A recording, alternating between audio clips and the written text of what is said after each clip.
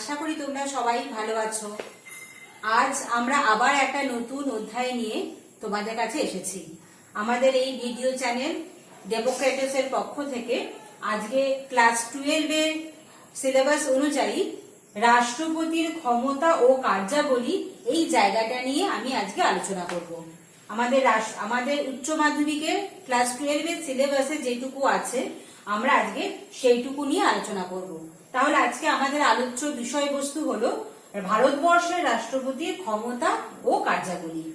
দেখো, আমাদের ভারতবর্ষের রাষ্ট্রপতি সমস্ত ক্ষমতাই কিন্তু পেয়েছেন সংবিধানগতভাবে, মানে সংবিধানই ভারতবর্ষের রাষ্ট্রপতির ক্ষমতাগুলোকে ঠিক করে দিয়েছে। তো এইভাবে আমরা ভারতবর্ষের রাষ্ট্রপতির ক্ষমতাগুলোকে বেশ কয়েকটা ভাগে ভাগ করতে পারি। কি কি ভাগ? যেমন ধরো, শাসন সংক্রান্ত ক্ষমতা, কূটনৈতিক ক্ষমতা, অর্থ সংক্রান্ত ক্ষমতা, সামরিক ক্ষমতা, আইন সংক্রান্ত ক্ষমতা, বিচার সংক্রান্ত ক্ষমতা এবং জরুরি অবস্থা সংক্রান্ত ক্ষমতা। তো এই ক্ষমতাগুলোর মধ্যে কি কি বিষয় আছে আমরা একে একে সেটা আলোচনা করি। তাহলে আমাদের প্রথমেই আমরা পাবো ভারতবর্ষের রাষ্ট্রপতির শাসন সংক্রান্ত ক্ষমতা। দেখো, শাসন সংক্রান্ত ক্ষমতার মধ্যে ভারতবর্ষের রাষ্ট্রপতি হলেন ভারতবর্ষের সর্বোচ্চ শাসন বিভাগীয় কর্তৃপক্ষ, মানে ভারতবর্ষের সর্বোচ্চ যে শাসন বিভাগ আছে তিনি হলেন তার প্রধান। মানে ভারতবর্ষ মানেই রাষ্ট্রপতিকেই বোঝানো হয়, বা তিনি হলেন প্রধান শাসক। ভারতবর্ষের প্রধান শাসক হলেন তিনি, বা এই প্রধান শাসক হিসেবেই তার বেশ কিছু নিয়োগ সংক্রান্ত ক্ষমতা আছে। ভারতবর্ষের রাষ্ট্রপতি ভারতবর্ষের যতগুলো গুরুত্বপূর্ণ পদ আছে সেই সব পদের ব্যক্তিদেরকে তিনি নিয়োগ করেন। তার নিয়োগের মধ্যে যেমন আছেন প্রধানমন্ত্রী, অন্যান্য মন্ত্রী, অ্যাটর্নি জেনারেল, নির্বাচন কমিশনারের প্রধান যিনি নির্বাচন কমিশন, জনপালনকৃত কমিশন যিনি হবেন তিনি, অর্থ কমিশন প্রভৃতি মানুষদেরকে রাষ্ট্রপতি কিন্তু নিযুক্ত করতে পারেন। এবং একই রকম ভাবে পার্লামেন্টের পরামর্শ অনুযায়ী বা পার্লামেন্ট অনুযায়ী এই যে মানুষগুলোকে তিনি নিয়োগ করলেন তাদেরকে পদচ্যুত রাষ্ট্রপতি করতে পারবেন। এবার দেখো, তাদের শাসক হিসেবে তার আরেকটা কাজ, তিনি হলেন প্রধান প্রশাসক। আমাদের ভারতবর্ষের যতগুলো কেন্দ্রীয় রাজ্য আছে, মানে কেন্দ্রশাসিত অঞ্চল আছে, এবং যতগুলি উপর আদিবাসী অধ্যুষিত অঞ্চল আছে, সেই সমস্ত অঞ্চলগুলির প্রধান প্রশাসক হিসেবে রাষ্ট্রপতি কাজ করে থাকেন। তো এই হলো রাষ্ট্রপতির প্রধান প্রশাসক হিসেবে কাজ। এছাড়াও তিনি যে কোনো রাজ্য সরকারগুলোকে কেন্দ্রীয় আইন মেনে চলার পরামর্শ দিতে পারেন। তিনি জাতীয় ও সামরিক দিক থেকে গুরুত্বপূর্ণ যোগাযোগ ব্যবস্থা, রেলপথ ইত্যাদি রক্ষণাবেক্ষণের জন্য রাজ্য সরকারগুলিকে প্রয়োজনীয় নির্দেশ দেন। এমনকি রাজ্য সরকারের সম্মতিতে রাজ্য সরকারি কর্মচারীদের উপর কেন্দ্রীয় সরকারের বেশ কিছু কাজও তিনি অর্পণ করতে পারেন। যেমন ধরো, আমরা জানি নির্বাচন কমিশন যখন নির্বাচন হয় তখন নির্বাচনের অনেক কাজই রাজ্য সরকারের কর্মচারীরা করে থাকেন। তারপরে সেন্সাসের কাজও রাজ্য সরকারের কর্মচারীরা করে থাকেন। এগুলো কিন্তু সবই রাষ্ট্রপতি রাজ্য সরকারগুলিকে নির্দেশ দিতে পারেন শাসক হিসাবে। পরবর্তী যে কাজটা তার আছে সেই কাজটাকে আমরা আলোচনা করব, সেটা হলো কূটনৈতিক ক্ষমতা। দেখো, রাষ্ট্রপতি হলেন ভারতবর্ষের যে কূটনৈতিক সম্পর্ক তৈরি হয় অন্যান্য দেশের সঙ্গে, সেক্ষেত্রে রাষ্ট্রপতি একটা গুরুত্বপূর্ণ ভূমিকা গ্রহণ করেন। যেমন ধরো, যদি বিদেশের কোনো কূটনীতিবিদ ভারতবর্ষে আসেন তাহলে তিনি কিন্তু তার পরিচয়পত্র পেশ করবেন এবং রাষ্ট্রপতি তাকে স্বাগত জানাবেন। আবার পার্লামেন্টের সম্মতি সাপেক্ষে কোনো বিদেশি রাষ্ট্রের সঙ্গে যে সন্ধি স্থাপন বা চুক্তি, এগুলো কিন্তু রাষ্ট্রপতি কূটনৈতিক ক্ষমতা বলেই করে থাকেন। কেমন? আচ্ছা, এর পরের যে ক্ষমতাটা সেটা আমরা বলি সামরিক ক্ষমতা। সামরিক ক্ষমতার মধ্যে রাষ্ট্রপতি হলেন, দেখো আমাদের ভারতবর্ষের যে তিনটে প্রধান সামরিক বাহিনী আছে, তিনটি প্রধান সামরিক বাহিনী মানে বায়ু বা বিমান বাহিনী, যেটাকে আমরা এয়ারফোর্স বলি, নৌবাহিনী যেটাকে আমরা ইন্ডিয়ান নেভাল ফোর্স বলি, এবং ইন্ডিয়ান আর্মি বা সেনাবাহিনী। এই তিনটে বাহিনীর প্রধান হলেন রাষ্ট্রপতি। এবং এই সামরিক ক্ষমতা বলে তিনি ভারতবর্ষের সঙ্গে অন্য কোনো দেশে যদি কখনো যুদ্ধ ঘোষণার প্রয়োজন হয় তাহলে তিনি যুদ্ধ ঘোষণা করতে পারেন। আবার যদি কখনো শান্তি স্থাপনের প্রয়োজন পড়ে সেটাও কিন্তু রাষ্ট্রপতি তার এই সামরিক ক্ষমতা বলেই তিনি এই কাজটা করে থাকেন। তো সামরিক বাহিনী হিসেবে, সামরিক ক্ষমতা হিসেবে তিনি যে কাজগুলো করেন সবই কিন্তু পার্লামেন্ট এবং ক্যাবিনেটের সিদ্ধান্ত অনুযায়ী তিনি এই কাজগুলো করে থাকেন। তার পরবর্তী যে কাজটা আছে সেই কাজটাকে আমরা আলোচনা করছি। দেখো, সেটা হলো তার অর্থ সংক্রান্ত ক্ষমতা। অর্থনৈতিক কাজেও ভারতবর্ষে যতগুলো গুরুত্বপূর্ণ অর্থনৈতিক কাজ হয় সেই কাজেও কিন্তু রাষ্ট্রপতি সেখানে গুরুত্বপূর্ণ ভূমিকা গ্রহণ করেন। তার মধ্যে প্রথম হচ্ছে, দেখো, বাজেট। বাজেট কি? বাজেট মানে আমরা সবাই জানি সারা বছরের একটা হিসাব নিকাশ যা হয় তাকে বলা হয় বাজেট। তো আমাদের ভারতবর্ষেরও সারা বছরে কি খরচ হবে, কোথায় কত টাকা আয় হবে, কত টাকা ব্যয় হবে, এই বিষয়টা নিয়ে যখন যেখানে আলোচনা হয় সেটা হচ্ছে বাজেট। এই বাজেট প্রস্তাব কিন্তু একমাত্র রাষ্ট্রপতির পরামর্শেই অর্থমন্ত্রী আইনসভায় কিন্তু পেশ করতে পারেন। কেমন? তো প্রত্যেক আর্থিক বছরের জন্যই রাজ্য সরকারের যে বাজেট বা সম্ভাব্য আয় ব্যয়ের বিবরণ তা কিন্তু অর্থমন্ত্রীর মাধ্যমে রাষ্ট্রপতি পার্লামেন্টে কিন্তু উপস্থাপন করেন। এছাড়াও তার সুপারিশ অনুযায়ী যে আকস্মিক তহবিল আছে, আকস্মিক তহবিল মানে হঠাৎ কোনো বিপদ হলো তাহলে সেই সময় যে ফান্ডটার দরকার, যেমন ধরো আমরা এই মুহূর্তে যেমন দেখি করোনার পরিস্থিতি তৈরি হয়েছে, এটা কিন্তু একটা অবশ্যই একটা আকস্মিক বা বিপদের সময় ভারতবর্ষে। তো এই সময় যে টাকা পয়সাগুলো খরচ হয় এই সময়টায় অনেকটাই কিন্তু আকস্মিক তহবিল থেকে খরচ হচ্ছে। তো এই আকস্মিক তহবিল থেকেও কত টাকা খরচ হবে বা হতে পারে তারও কিন্তু সিদ্ধান্ত অবশ্যই রাষ্ট্রপতি নেন এবং রাষ্ট্রপতির পরামর্শে কিন্তু এখানকার টাকা পয়সাগুলো খরচ হয়। আর প্রতি 5 বছর অন্তর একটি অর্থ কমিশন তৈরি করতে পারেন রাষ্ট্রপতি। রাষ্ট্রপতির নির্দেশে একটি করে অর্থ কমিশন তৈরি হয় প্রত্যেক 5 বছর অন্তর। তো এই হলো রাষ্ট্রপতির অর্থনৈতিক ক্ষমতা। এরপরে যখন আমরা চলে আসি রাষ্ট্রপতির এক গুরুত্বপূর্ণ ক্ষমতায়, সেটা হচ্ছে আইন সংক্রান্ত ক্ষমতা। রাষ্ট্রপতি অবশ্যই ভারতবর্ষের যে আইন তৈরি হয় সেক্ষেত্রে রাষ্ট্রপতির ভূমিকা ভীষণ গুরুত্বপূর্ণ। দেখো, ভারতবর্ষের যে আইনসভা আছে বা পার্লামেন্ট আছে, সেই পার্লামেন্ট কিন্তু গঠিত হয় রাষ্ট্রপতি, লোকসভা এবং রাজ্যসভাকে নিয়ে। তো রাষ্ট্রপতি কিন্তু এই আইন বিভাগেরও একটি গুরুত্বপূর্ণ বা অবিচ্ছেদ্য অংশ। যে কোনো আমাদের ভারতবর্ষের যখনই পার্লামেন্টের অধিবেশন বসে, তো পার্লামেন্টের অধিবেশন আহ্বান করা মানে প্রথম যে সরকার তৈরি হয় সেই সরকার যখন প্রথম শুরু হয় সরকারের অধিবেশন আহ্বান করা কিন্তু রাষ্ট্রপতি করেন। আবার কোনো প্রয়োজনে যদি অধিবেশনটাকে স্থগিত করার দরকার পড়ে সেটাও কিন্তু রাষ্ট্রপতি করে থাকেন। আবার দেখো, আমাদের ভারতবর্ষে যেহেতু দুটো কক্ষ আছে, উচ্চ কক্ষ এবং নিম্ন কক্ষ বা রাজ্যসভা এবং লোকসভা, তো পার্লামেন্টের এই দুটো কক্ষে যদি কখনো কোনো বিল নিয়ে গন্ডগোল বাঁধে তাহলে কিন্তু রাষ্ট্রপতি যৌথ অধিবেশন আহ্বান করেন।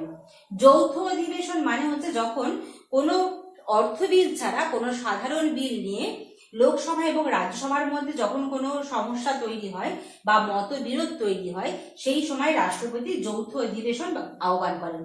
এই যৌথ অধিবেশনে কোনো বাণী পাঠানো বা কোনো গুরুত্বপূর্ণ সিদ্ধান্তে সাহায্য করা সবকিছু কিন্তু রাষ্ট্রপতি করে থাকেন। এরপরে দেখো, আইন সংক্রান্ত কাজের মধ্যে রাষ্ট্রপতি আরেকটা গুরুত্বপূর্ণ কাজ হলো রাজ্যসভায় এবং লোকসভায় প্রতিনিধি মনোনয়ন করা। দেখো, রাজ্যসভায় এবং লোকসভায় বেশ কিছু প্রতিনিধি আসেন যারা রাষ্ট্রপতির মনোনীত, তারা কিন্তু নির্বাচনের মাধ্যমে আসেন না। রাজ্যসভায় এই রকম 12 জন সদস্যকে রাষ্ট্রপতি মনোনীত করতে পারেন। এই সদস্যদের তিনি সাহিত্য, বিজ্ঞান, সংস্কৃতি বিভিন্ন জায়গা থেকে তিনি কিন্তু এই 12 জন সদস্যকে রাজ্যসভাতে রাষ্ট্রপতি মনোনয়ন করতে পারেন। লোকসভায় তিনি 2 জনকে মনোনয়ন করতে পারেন। এই 2 জন অবশ্যই আসবে ইঙ্গ ভারতীয় সম্প্রদায়ভুক্ত কোনো ব্যক্তি হবেন বা ইঙ্গ ভারতীয় সম্প্রদায় থেকে এই 2 জন মানুষ আসবেন যারা লোকসভায় মনোনীত হবেন রাষ্ট্রপতির দ্বারা। দেখো, রাষ্ট্রপতির আইন সংক্রান্ত যে ক্ষমতাটি আছে সেটা হলো বিলে সম্মতি দেওয়ার ক্ষমতা। এখানে অর্থ বিল ছাড়া যে কোনো সাধারণ বিলে রাষ্ট্রপতি তার সম্মতি দিতেও পারেন, আবার তিনি যদি মনে করেন যে এই বিলটি বা এই আইনটি অসাংবিধানিক হচ্ছে বা সংবিধানের সঙ্গে মিলছে না, তিনি সেখানে না বলতে পারেন। সব রকম বিলই রাষ্ট্রপতির কাছে যাবে তার সম্মতির জন্য, কিন্তু তিনি সেই বিলটায় অর্থ বিল বাদে সাধারণ বিলে তিনি অসম্মতিও জানাতে পারেন। আবার দেখো, রাজ্য বিধানসভায় পাশ হওয়া কোনো বিল যদি রাষ্ট্রপতির কাছে যায়, রাষ্ট্রপতি সেটাকে ভেটো ক্ষমতা প্রয়োগ করতে পারেন। ভেটো ক্ষমতার অর্থ হলো কোনো বিল বিষয়ে অসম্মতি জ্ঞাপন করার ক্ষমতা বা সেই বিলটাকে না বলার ক্ষমতা। রাষ্ট্রপতি যদি ভেটো ক্ষমতা প্রয়োগ করেন বা বিলে অসম্মতি জানান, তাহলে কিন্তু ওই বিলটি আর আইনে পরিণত হবে না। আইন সংক্রান্ত দ্বিতীয় আরেকটা ক্ষমতা হলো, সেটা হচ্ছে অর্ডিন্যান্স জারি করার ক্ষমতা। অর্ডিন্যান্স জারি করার ক্ষমতা রাষ্ট্রপতির আছে। এটার মানে কি? অর্ডিন্যান্স দেখো, রাষ্ট্রপতি তখনই জারি করতে পারেন যখন ভারতবর্ষের পার্লামেন্টের অধিবেশন বন্ধ থাকে। পার্লামেন্টের অধিবেশন বন্ধ থাকাকালীন অবস্থাতেও যদি ভারতবর্ষের প্রয়োজনে কোনো প্রয়োজন হয়, তা আইন পাশ করার কোনো প্রয়োজন হয়, তাহলে সেই আইনটা তিনি অর্ডিন্যান্স জারি করে পাশ করিয়ে নেন এবং পরবর্তী পার্লামেন্ট শুরু হলে পরে তিনি আবার এই অর্ডিন্যান্সটা পার্লামেন্টের মাধ্যমে ওটাকে পাশ করিয়ে আইন হিসেবে আইনে পরিণত করে নিতে পারেন। তো এই হলো তার আইন সংক্রান্ত ক্ষমতা। এর পরের যে ক্ষমতাটি, সেটি হলো ভেটো সংক্রান্ত ক্ষমতা, বিচার সংক্রান্ত ক্ষমতা। দেখো, রাষ্ট্রপতির পরের যে ক্ষমতাটি, সেটি হলো বিচার সংক্রান্ত ক্ষমতা। এই বিচার সংক্রান্ত ক্ষমতাতে তিনি সুপ্রিম কোর্ট এবং হাইকোর্টের বিচারপতিদেরকে নিয়োগ করতে পারেন এবং সেই বিচারপতিদেরকে ইমপিচমেন্টের মাধ্যমে পদচ্যুতিও তিনি করাতে পারেন। এছাড়াও তার আরেকটা যে ক্ষমতা হলো, সেটা হচ্ছে ক্ষমা প্রদর্শন। মানে যদি কোনো ব্যক্তিকে মৃত্যুদণ্ড দেওয়া হয় সুপ্রিম কোর্টের তরফ থেকে, যদি কোনো ব্যক্তিকে সর্বোচ্চ যে দণ্ড বা সর্বোচ্চ যে শাস্তি, তা হলো মৃত্যুদণ্ড, সেটা যদি দেওয়া হয়, তাহলে রাষ্ট্রপতি কিন্তু যদি মনে করেন, তাহলে তিনি সেই দণ্ডাজ্ঞা প্রাপ্ত ব্যক্তিকে তিনি ক্ষমা প্রদর্শন করতে পারেন। এছাড়াও কোনো ব্যক্তিকে তিনি তার কোনো দণ্ডটা হ্রাস করতে পারেন বা কিছুটা কমিয়েও দিতে পারেন। এই ক্ষমতাটা রাষ্ট্রপতির আছে। এটা হলো তার বিচার সংক্রান্ত ক্ষমতা। এবার দেখো, রাষ্ট্রপতির আরেকটা গুরুত্বপূর্ণ ক্ষমতায় চলে আসি, সেটা হলো জরুরি অবস্থা সংক্রান্ত ক্ষমতা। জরুরি অবস্থা কাকে বলে? ভারতবর্ষের যদি কখনো সংকটকালীন অবস্থা সৃষ্টি হয়, যেমন ধরো কখনো যুদ্ধ বাঁধলো কোনো বিদেশি শত্রুর সঙ্গে বা বিদেশি যে কোনো শত্রুর সঙ্গে যদি যুদ্ধ বাঁধে, তাহলে এই অবস্থাটাকে বলা হচ্ছে জরুরি অবস্থা। সেই সময় তিনি যদি মনে করেন ভারতবর্ষের শাসন ব্যবস্থা সংবিধান অনুযায়ী পরিচালিত হচ্ছে না, তখন তিনি জরুরি অবস্থা জারি করতে পারেন। এই জরুরি অবস্থা তিন রকম: জাতীয় জরুরি অবস্থা, রাজ্য জরুরি অবস্থা এবং অর্থনৈতিক জরুরি অবস্থা। তা আমরা প্রথমে জাতীয় জরুরি অবস্থার বিষয়টা নিয়ে আলোচনা করি। জাতীয় জরুরি অবস্থা মানে হলো গোটা ভারতবর্ষ জুড়ে যখন কোনো সমস্যা তৈরি হয় বা সংকটকালীন অবস্থা সৃষ্টি হয়। এখানেও সংবিধান অনুযায়ী যদি ভারতবর্ষের শাসন ব্যবস্থা পরিচালিত না করা যায়, তখন কিন্তু রাষ্ট্রপতি জাতীয় জরুরি অবস্থা জারি করতে পারেন। এটা 352 নম্বর ধারা অনুযায়ী, সংবিধানের 352 নম্বর ধারা অনুযায়ী রাষ্ট্রপতি জাতীয় জরুরি অবস্থা জারি করতে পারেন। এটা আমাদের ভারতবর্ষে হয়েছিল আগেরবার যখন ভারত এবং চীনে 1962 সালে যুদ্ধ হয়েছিল, তখন কিন্তু এই জাতীয় জরুরি অবস্থার সৃষ্টি হয়েছিল বা এই অবস্থাটা তিনি জারি করেছিলেন। এরপরে চলে আসি, দেখো, রাজ্য জরুরি অবস্থা। রাজ্য জরুরি অবস্থা, এখানেও যদি কোনো রাজ্যের রাজ্যপাল রাষ্ট্রপতির কাছে এই মর্মে চিঠি দেন যে ওই রাজ্যের শাসন ব্যবস্থা সংবিধান অনুযায়ী পরিচালিত হচ্ছে না বা সংবিধান অনুযায়ী পরিচালনা করা সম্ভব হচ্ছে না, তখন রাষ্ট্রপতি রাজ্য জরুরি অবস্থা জারি করতে পারেন 356 নম্বর ধারা অনুযায়ী। সংবিধানের 356 নম্বর ধারা অনুযায়ী তিনি এই রাজ্য জরুরি অবস্থা জারি করতে পারেন। এছাড়াও আরেকটি জরুরি অবস্থা আছে, সেটি হলো অর্থনৈতিক জরুরি অবস্থা। দেখো, 360 নম্বর ধারা অনুযায়ী এই জরুরি অবস্থাটি রাষ্ট্রপতি জারি করতে পারেন। আর্থিক জরুরি অবস্থা মানে হচ্ছে ভারতবর্ষের অবস্থা যদি এইরকম হয় যে অর্থনৈতিকভাবে কোনো সংকটকালীন অবস্থা সৃষ্টি হচ্ছে বা অর্থনৈতিকভাবে বা সংবিধান অনুযায়ী পরিচালনা করা সম্ভব হচ্ছে না, তখন কিন্তু রাষ্ট্রপতি অর্থনৈতিক জরুরি অবস্থা জারি করতে পারেন। তবে এখনো পর্যন্ত আমাদের ভারতবর্ষে আজকের দিন পর্যন্ত এই অর্থনৈতিক জরুরি অবস্থা জারি করা হয়নি। এই জরুরি অবস্থাকালীন সময় কিন্তু সব ক্ষমতা, বিশেষ করে প্রশাসনিক ক্ষমতা, সবই কিন্তু কেন্দ্রীভূত হয়ে যায় বা কেন্দ্রীয় সরকারের হাতে চলে আসে। এরপরে আমরা তোমাদের এই প্রশ্নটার মধ্যে আরেকটু গুরুত্বপূর্ণ অংশ আছে, সেটা হলো রাষ্ট্রপতির পদ মর্যাদা, মানে পদের মর্যাদার দিক থেকে রাষ্ট্রপতির পদটি কতটা মর্যাদাপূর্ণ, এটাও তোমাদের প্রশ্নের একটা অংশ আসে বা এখানে আলোচনা করার দরকার। তো আমি রাষ্ট্রপতির পদমর্যাদার ক্ষেত্রে তোমাদেরকে বলবো দুটো পয়েন্ট ভালো করে মনে রাখবে, এই পয়েন্টের উপর বেস করে তোমরা মুখস্থ করবে। প্রথম হচ্ছে, দেখো তিনি হলেন নাম সর্বস্ব শাসক। তার মানে আমাদের ভারতবর্ষে দুরকম শাসক আছে, প্রকৃত শাসক এবং নাম সর্বস্ব শাসক।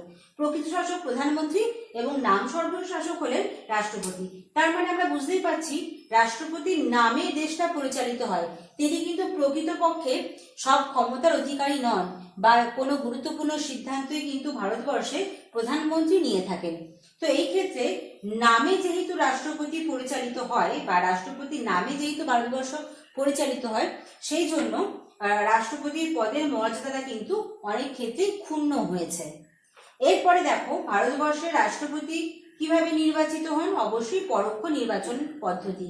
আমি তোমাদের আগের এপিসোডে রাষ্ট্রপতি নির্বাচন পদ্ধতি যেটা আলোচনা করেছি, সেখানে কিন্তু দেখিয়েছিলাম রাষ্ট্রপতি নির্বাচিত হন পরোক্ষভাবে। পরোক্ষভাবে কথার অর্থ হলো জনগণ কিন্তু এখানে সরাসরি নির্বাচনে অংশগ্রহণ করেন না, একটা নির্বাচিত সংস্থা, বিধায়ক এবং সাংসদরা মিলে কিন্তু এই নির্বাচন ব্যবস্থা করেন বা নির্বাচনে অংশগ্রহণ করেন। ফলে যেহেতু জনগণ সরাসরি এই নির্বাচন ব্যবস্থায় অংশগ্রহণ করছে না, ফলে রাষ্ট্রপতির ক্ষমতা কিন্তু এক্ষেত্রেও প্রধানমন্ত্রীর থেকে কিছুটা ক্ষুণ্ণ হয়েছে বলে অনেকে মনে করেন।